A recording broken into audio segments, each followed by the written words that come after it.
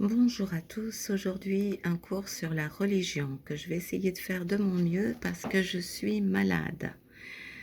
Alors on y va. La religion. Le mot religion, français, qu'on va trouver dans d'autres langues, a une double étymologie. La première étymologie la plus connue, c'est religare, relier. Et qu'est-ce que nous donne à penser cette étymologie ? Eh bien, cette étymologie nous donne à penser que le sentiment religieux, c'est le sentiment d'un lien, plus précisément d'un double lien. Premièrement, le sentiment d'un lien qui unit chaque homme à un ou des dieux. Alors là, je fais une petite nuance. Il y a des religions sans Dieu créateur, comme le bouddhisme. Il n'y a pas à proprement parler de Dieu créateur dans le bouddhisme. Mais dans tous les cas, il y a cette idée qu'il existe une réalité d'un autre ordre que notre réalité quotidienne, profane. Il existe une réalité bien plus véritable, source de notre réalité, à laquelle donc chaque homme est lié. Dans le monothéisme, et donc les trois grandes religions du livre, judaïsme, christianisme et islam, c'est le sentiment que chaque homme est lié à un Dieu qui est cause de l'être. Donc premier sentiment de lien. Mais la religion, c'est aussi le sentiment que les hommes, justement parce qu'ils sont liés à Dieu, eh bien sont liés entre eux. Les hommes font partie d'une même unité et ils sont liés entre eux. Donc la religion, c'est le sentiment religieux, c'est le sentiment d'un lien qui unit d'une part chaque homme au divin, divin au sens large, et qui unit les hommes entre eux. Ce sentiment religieux, on va le trouver un peu partout, partout où il y a eu des hommes, eh bien ce sentiment religieux va se rencontrer. Simplement, culturellement, il va prendre des formes différentes et donner lieu à différentes religions. Alors, nous disions que le sentiment religieux, c'est le sentiment d'un lien qui unit les hommes entre eux. Et comme ce sentiment religieux va donner lieu tout au long de l'histoire à différentes religions, eh bien, on va définir la religion comme une foi commune qui relie les hommes qui la partagent. Et la religion, il y aura donc un sentiment religieux et plusieurs religions. La religion est donc un fait social. C'est Durkheim, que vous connaissez, le fondateur de la sociologie, qui va nous dire ça. La religion est un fait social. Donc on va distinguer le sentiment religieux et la religion, ou plus précisément les religions, puisque le sentiment religieux va s'incarner, va se manifester sous différentes formes selon les cultures. La religion est un fait social. Et donc, on va prendre la définition complète de Durkheim qu'on va essayer d'analyser. Une religion est un système solidaire de croyances et de pratiques. Dans les religions, il y a des croyances. On verra que ce ne sont pas des savoirs, on verra la différence. Ce sont des croyances qui affirment certaines choses sur le divin. Et des pratiques. Dans toute religion, il y a des pratiques. Il y a des rites, il y a des prières, il y a des interdits, il y a des coutumes, voilà. Dans toutes les religions, il y a des croyances communes et des pratiques communes.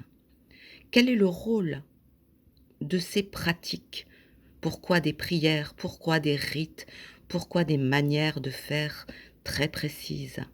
Eh bien, le rôle de la pratique, ça va être justement de renforcer ce lien ou ce sentiment de liance entre les hommes entre eux, c'est pas joli, et ce lien entre les hommes et Dieu.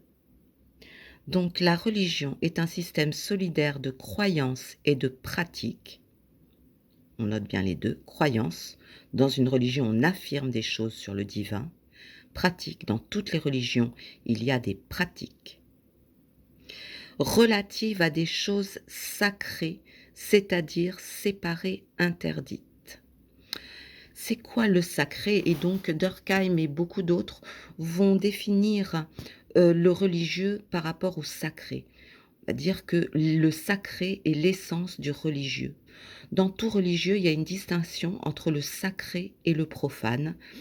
C'est-à-dire il y a cette idée que, au-delà des choses de ce monde, de notre quotidien, il y a une réalité d'un autre ordre, et que dans certains objets, certains lieux, certains écrits, la réalité divine est présente. C'est ça le sacré. L'idée qu'une réalité divine d'un autre ordre est présente dans certains lieux, dans certains objets. Elle se manifeste. Donc une religion est un système solidaire de croyances et de pratiques relatives à des choses sacrées, c'est-à-dire séparées. Cette idée qu'il y a une autre réalité que notre réalité quotidienne, interdite. Alors, c'est pas toujours ça, mais il y a cette idée que le sacré, on doit le respecter. On ne doit pas l'utiliser comme on utiliserait le monde quotidien. Et c'est là que j'en arrive à la deuxième étymologie. La deuxième étymologie de religion, c'est reléguérer. Reléguérer, c'est le contraire de négligérer. Négligérer, c'est négliger. Ça se ressemble. Hein. Reléguérer, c'est porter, vouer un culte, respecter. Et dans toutes les religions, il y a cette idée de culte, de respect. Il y a des choses qui sont sacrées, qu'on ne doit pas fouler aux pieds, qu'on doit respecter, auxquelles il faut porter un culte. Il faut porter soin à ces choses qui portent la marque d'une réalité supérieure. Donc, cette idée que le sacré est l'essence du religieux, avec cette deuxième étymologie de religion reléguérée. Dans toute religion, il y a cette idée que certaines choses doivent être respectées. On doit leur vouer un culte parce qu'elles portent la marque du divin. Une religion est un système solidaire de croyances et de pratiques, on retient les deux, relatives à des choses sacrées, distinction sacré-profane, deuxième étymologie de religion, reléguérer, vouer un culte respecté, qui unissent en une même communauté morale appelée Église tous ceux qui y adhèrent. Donc la religion unit les hommes en une communauté morale, une communauté. Donc, que Durkheim appelle église, simplement, c'est église au sens très très large. L'église, c'est pas seulement le monument, l'église, c'est pas seulement l'église catholique ou chrétienne. Une église, c'est une communauté religieuse, dans ce sens-là. Une communauté de personnes qui ont des mêmes croyances et des mêmes pratiques relatives au sacré. Et là, le problème, c'est que l'on avait vu que le sentiment religieux, c'est le sentiment d'un lien qui unissent les hommes entre eux. Mais le problème, c'est que comme les hommes, culturellement, vont inventer, j'ai dit que vont manifester, disons, différentes religions, les religions vont s'opposer entre eux et les communautés religieuses vont s'opposer entre elles, chacune pensant détenir la vérité sur le divin, chacune croyant détenir la seule vérité sur le vivant. Les communautés vont s'opposer entre elles, les religions vont s'opposer entre elles, et nous savons que la religion a été source de nombreuses discordes, de nombreuses guerres. Et donc, alors que la religion, au départ, devrait être ce qui relie les hommes entre eux, la religion a très souvent, historiquement, séparé les hommes entre eux. Avec une question qu'on peut se poser. La nature humaine permet-elle à un groupe de se poser sans s'opposer aux autres. Freud dit qu'il y a en chacun de nous 2 types de pulsions, les pulsions de vie et les pulsions de mort. Les pulsions de vie, ce sont celles qui nous poussent à nous lier à l'intérieur de nous-mêmes et à nous lier aux autres. On peut dire que c'est des pulsions qui nous poussent à être dans l'amour. Mais il y a aussi en nous des pulsions de mort qui ont pour but la déliaison, l'annihilation des liens à l'intérieur de nous-mêmes à la base. Pour Freud, la pulsion de mort, elle travaille en nous-mêmes et ensuite on la projette sur les autres dans l'agressivité. Donc il y aurait en chacun de nous des pulsions de vie qui nous poussent à nous lier aux autres, à nous aimer, mais aussi des pulsions de mort qui nous poussent à nous haïr, qui nous poussent à nous opposer les uns aux autres. Alors maintenant, si un groupe se constitue, pour que le groupe soit lié, que le groupe soit uni, eh bien il va falloir faire en sorte que dans le groupe ne s'expriment que les pulsions de vie, les pulsions qui nous poussent à nous lier. Mais que faire des pulsions de mort qui nous habitent?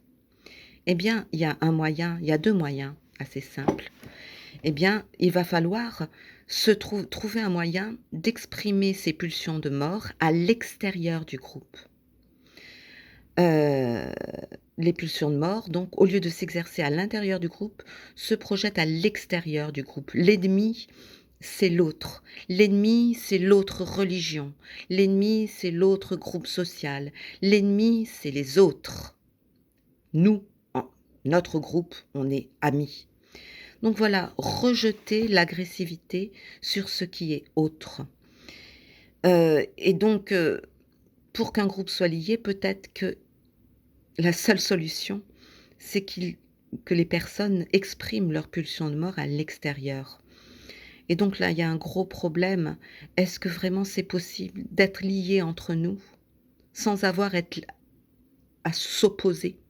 Est-ce qu'on peut être ensemble sans être contre? Pensez, voilà, je pars un petit peu loin de la religion, mais pensez aux gilets jaunes. Vous connaissez peut-être les gilets jaunes. C'est très beau, voilà, ce sont des gens qui se mettent ensemble, qui vivent ensemble, il y a de la solidarité. Mais voilà, il y a de la solidarité parce qu'ils s'opposent. Il y a le vilain Macron, les vilains capitalistes. Ils se posent en s'opposant. On peut se demander s'il est possible aux hommes de s'unir entre eux, sans avoir à s'opposer à d'autres. Pensez aussi aux équipes de football. Nous, on est les meilleurs et les adversaires, ils sont nuls. Pensez à ce qui se passe dans une classe aussi, parce qu'il y a une deuxième manière d'exprimer ces pulsions de mort. C'est le bouc émissaire. Un groupe, pour qu'il soit uni, donc va focaliser les pulsions de mort sur 1 ou 2 personnes du groupe, qui vont être les boucs émissaires et qui vont porter toute la négativité. C'est fréquent dans les classes, dans les groupes sociaux, souvent chez les jeunes, mais chez les adultes aussi. Toute l'agressivité se porte sur 1 ou 2 personnes qui sont peut-être un peu moins normées que les autres et qui donc vont supporter toute l'agressivité, toutes les pulsions de mort des autres. Donc voilà le problème. Est-ce que les hommes peuvent vraiment se lier entre eux? C'est beau de se lier, mais est-ce qu'on peut se lier entre nous sans se lier contre quelqu'un d'autre? Voilà, donc la religion qui au départ était un sentiment de lien entre les hommes entre eux va être source historiquement de discorde, de déliaison, d'opposition. Je résume cette partie du cours que je vais arrêter là. Il y aura évidemment 1 ou 2 autres parties. Religion vient de religarer, sentiment d'un lien qui unit premièrement chaque homme à du divin et un lien aussi qui unit les hommes entre eux. Mais le sentiment religieux, culturellement, va se manifester sous forme de différentes religions. Et donc la religion est une foi commune qui relie ceux qui la partagent. La religion va devenir un fait social. Avec cette définition de Durkheim qui est très complète, la religion est un système solidaire de croyances et de pratiques. Dans toute religion, il y a des affirmations sur le divin, des affirmations qu'il faut croire, et il y a des pratiques qui permettent de renforcer le lien entre l'homme et le divin et entre les hommes, entre eux, relatives à des choses sacrées. Deuxième étymologie de religion, reléguérée. Il y a des choses qui portent la marque du divin et qu'il faut respecter, auxquelles il faut vouer un culte, qui unissent en une même communauté morale, appelée Église, tous ceux qui y adhèrent, donc la religion comme fait social qui unit les hommes entre eux. Avec cette idée que la religiosité, le sentiment religieux, c'est le sentiment que les hommes sont liés, mais la religion, ou plutôt les religions, vont s'opposer entre eux. La religion va être source de déliaison au lieu d'être source de liaison. Avec cette grosse interrogation qui concerne plutôt les notions de société, est-ce qu'on peut se poser sans s'opposer? Est-ce qu'un groupe peut être lié sans pour autant s'opposer à une instance extérieure? Vous savez très bien aussi, oh, je brode, vous savez bien que quand un pays est menacé de désordre civil, de guerre civile, quand il n'y a pas de quand l'unité d'un pays est en danger, eh bien un très bon moyen pour restaurer l'unité d'un pays, c'est de se mettre en guerre contre un autre pays qui est catalogué comme le méchant. Voilà, j'arrête là pour aujourd'hui dans mon état lamentable et je vous souhaite une bonne soirée.